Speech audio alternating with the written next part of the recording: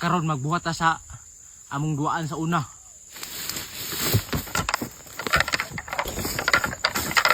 May duaan na mo sa unaw.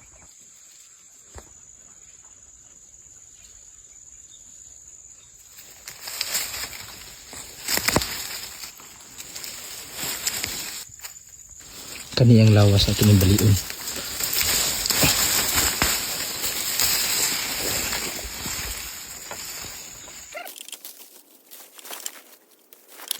Bila na to dani gamay.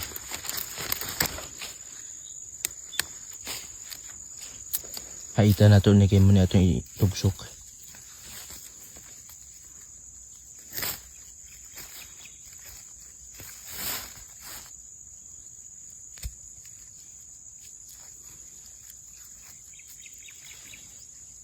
Atong kuko dia, mao to kina atong kuko. Kani okay na gani tuyok na ni.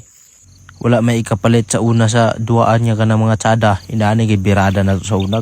Na may sunflower nga makita nimo sa daplin sa dalan amo ni buhaton. Oh, kuapo kanina ni. Paragandagan din, lingaw din kay mga bata dayon. Kay sa una mihit magay mga panirada sa una. Pobre man kayo. Okay na ni mga idol. Tistingan nato og bragan ba ni? Ay, okay kayo. Kotor kayo.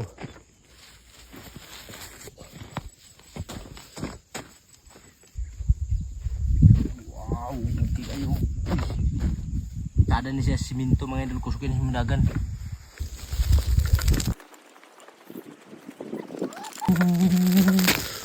Grabe ka okay. Unya umana man ta pagkandagan sa atong duaan niya nahimo nga gwapo kayo. Matoy duaan na to sa una mga idol. Grabe ka gwapo to, lingaw kayo.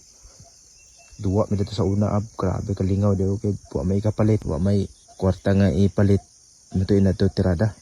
Shout out lang dai ko sa tanan nako mga followers ug mga viewers. Shout out sa inyo tanan. Grabe ka gwapo din ni mga idol. Napay kamutian, gwapo kayo.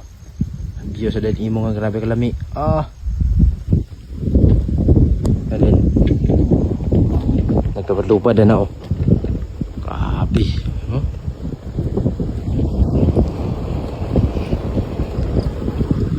True. Grabe din ka-plaster ang atong view. Shout out ko sa Kidampas Vines. Muna ilang profile oh. Papo ka nilang content yapon. Grabe ka nagang tao.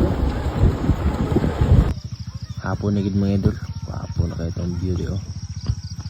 Puntod sa RSPI. Yung mga tao dito nang ilakalakaw. May sunset niya sa amo. Gwapo kayo.